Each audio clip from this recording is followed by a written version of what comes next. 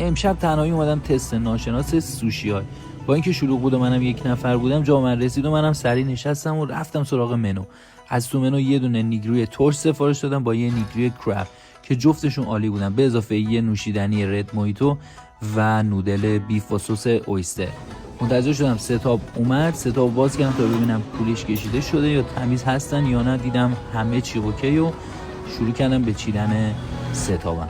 بعدش منتظر شدم تا نوشیدنی بیاد. این هم از نوشیدنی جذاب و خوشمزه و سرحال که واقعا همونطور که دوست داشتم بود. اینجا هم منتظر شدم تا غذا بیاد. تقریبا 14 دقیقه طول کشید تا غذای من آماده شد. این مدل بیف و سس اویستر بود که اول از همه اومد، گذاشتم کنار تا بتونم نیگری رو به صورت تخصصی تست کنم و ببینم چه جوریه.